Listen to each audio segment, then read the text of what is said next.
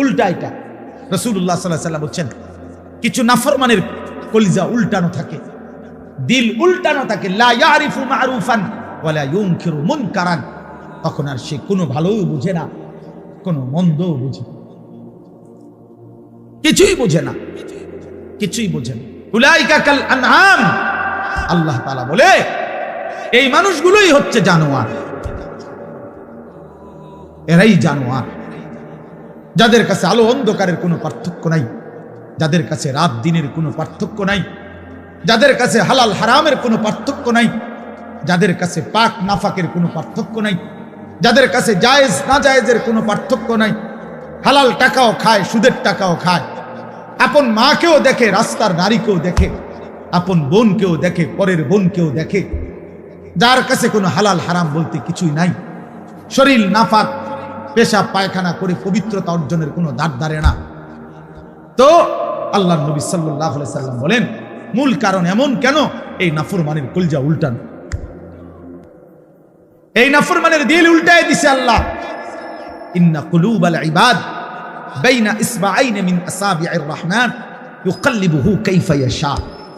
হাদিসের মধ্যে আছে আল্লাহর নবী সাল্লাল্লাহু আলাইহি সাল্লাম বলেন নিশ্চয়ই মানুষের দিল আল্লাহ পাকের কুদরতি এই দুই আঙ্গুলের মাঝে, আল্লাহর কুদরতি দুই আঙ্গুলের মাঝে তিনি যেভাবে ইচ্ছে এই দিল উলট পালট করতে পারে। এই জন্য আমাদের নবী সাল্লাল্লাহু আলাইহি সাল্লাম ভাইয়া, নবীজি 5 ওয়াক্ত নামাজের পরে একটা দোয়া করতেন, অনেকগুলো দোয়ার মধ্যে এটাও একটা দোয়া নবীজি নিয়মিত করতেন, ইয়া মুকাল্লিবাল কুলুব সাব্বিত কলবি আলা দীন। হে অন্তর সমূহের উলট পালটকারী, আপনি আমার দিলটা আপনার দ্বীনের উপরে মজবুত রাখেন। সুখে থাকি দুঃখে থাকি আপনাকে যেন না ভুলি, রাতে থাকি দিনে থাকি আপনাকে যেন না ভুলি, একাকী থাকি প্রকাশ্যে থাকি আপনাকে যেন না ভুলি, সব প্রত্যাশা মতো পাই কিংবা না পাই মাওলা আপনারে যেন না ভুলি, আপনারে যেন না ভুলি, আপনারে যেন না ভুলি। আপনাকেই যদি হারিয়ে ফেলি তো মোমেনের আর থাকলো কি? আপনারই যদি পেয়ে যাই মোমেনের আর হারালো কি? হারালো যে তু মেরা তো সব মেরা। যখন আল্লাহ আমার সবই আমার, আগার একটু নেহি মেরা তো কুই শাই নেহি মেরি। যখন আল্লাহ আমার নাই কিছুই আমার নাই। আমরা কিতাবে পড়ছি, বুজুর্গদের মুখে শুনছি, আমার ঢালকানগর হজরত কুতবে আলম আরিফ বিল্লাহ হজরত মাওলানা শাহ আব্দুল মতিন বিন হুসাইন দামাত বারাকাতুহুমুল আলিয়া, আমি হজরতের মুখে বহু শুনছি।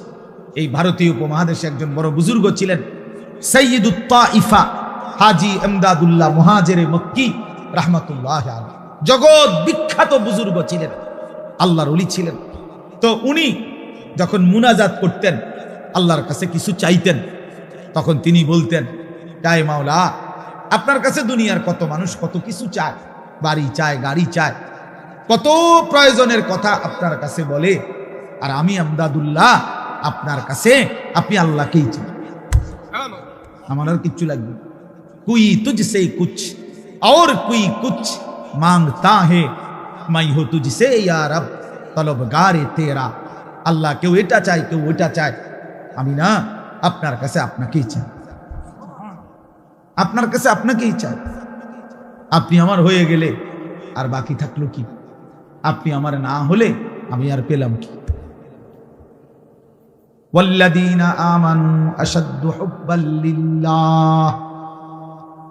রব্বুল আলামিন বলে যারা মুমিন তাদের সবচাইতে বেশি ভালোবাসা আল্লাহর জন্য। কার জন্য? ইয়া আইয়ুহাল্লাযীনা আমানু মান ইয়ারতাদ্দা মিনকুম আন দীনিহি ফাসাউফা ইয়াতিল্লাহু বিকওমিন ইউহিব্বুহুম ওয়া ইউহিব্বুনাহ। আল্লাহ বলেন, হে ঈমানদার মুমিন, মনে রেখো গোটা পৃথিবী যদি আমি আল্লাহর বিরোধিতা করে, আমি আল্লাহর দ্বীন থেকে যদি মুরতাদ হয়ে যায়, কোনো সমস্যা নাই, আমি তৎক্ষণাৎ নতুন জাতি নতুন মানুষ আবার তৈরি করব। জমিনে আমি এমন মানুষ সর্বদাই রাখবো, এমন একটা দল জমিনে আমার সব সময় থাকবে, ইউহিব্বুহুম ওয়া ইউহিব্বুনা, যারা আমাকে ভালোবাসবে, আমি আল্লাহও যাদেরকে ভালোবাসবো। ভালোবাসার এই আদান প্রদান আমি আল্লাহ জমিনে রাখবই রাখবো। জমিনে আমার বান্দা বলবে, আল্লাহ আমি আপনাকে ভালোবাসি।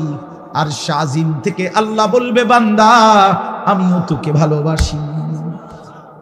हम यहां से तुम वहां से दोनों जानिब से इशारा हुआ।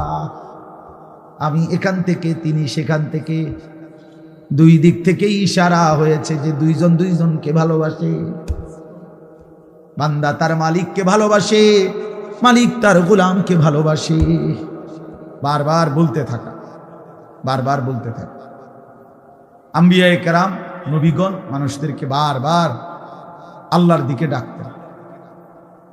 950 বছর একটানা হযরত নূহ আলাইহিস সালাম একই এলাকার মানুষকে একই অঞ্চলেই আল্লাহর দ্বীনের দাওয়াত দিয়েছে।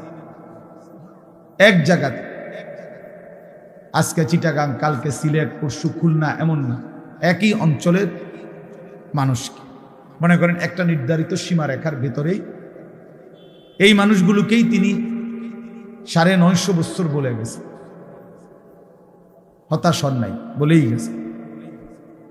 আমাদের নবী সাল্লাল্লাহু আলাইহি ওয়াসাল্লাম যখন তায়েফের ময়দানে প্রথমবার কালেমার দাওয়াত দিয়েছেন, তখন সবাই প্রত্যাখ্যান করছে, কেউ গ্রহণ করে নাই নবীজির কালেমা, কেউই ঈমান আনে নাই, বরং সবাই নিজেদের বাচ্চা ছেলে পেলেদেরকে লেলায়ে দিছে, পাথর মেরে আল্লাহ নবী সাল্লাল্লাহু আলাইহি সাল্লামকে তাড়ায় দিছে।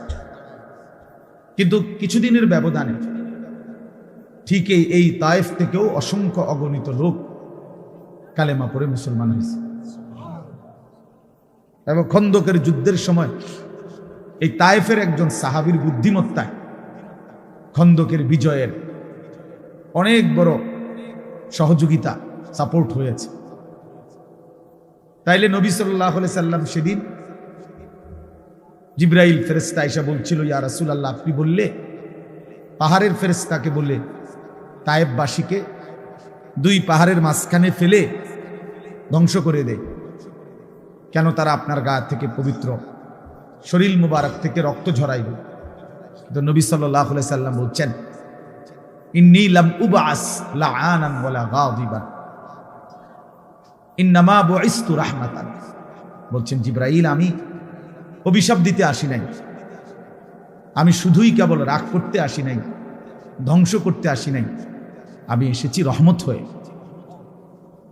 রহমত হয়ে আমি যদি আমার উম্মত ধ্বংস করে দেই কথায় কথায়, তাইলে আমি কালেমার দাওয়াত দেব কাকে?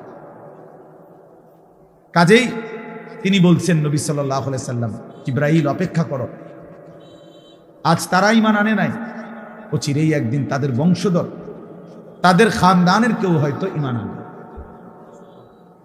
এই জন্য এই বারবার শুনলে, বারবার বললে, বারবার বলতে থাকলে কলিজার মধ্যে একসময় ধাক্কা লাগবে।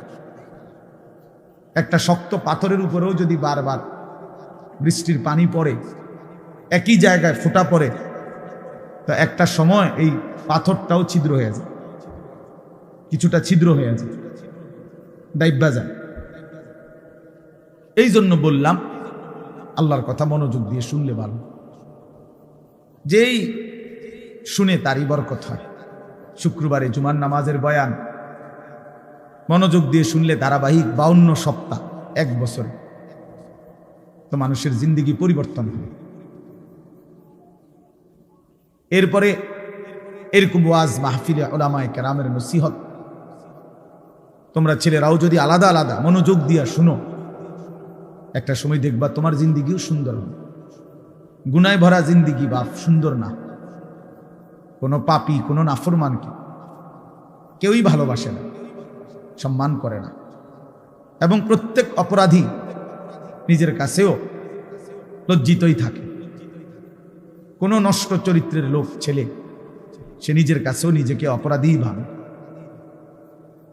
নিজের একাকিত্ব হলেও মনে পড়ে যে কাজটা ঠিক না, কাজটা অন্যায়। নারী দেখা, ছবি দেখা, নাচ গান, উলঙ্গ দৃশ্য, জিনা, ব্যভিচার, মদ, জুয়া, এই হারামের মধ্যে যারা পড়ে আছে, সে একাকিত্বে মনে পড়ে, তার বুঝে ধরে, সেও ভাবে যে কাজটা সুন্দর না।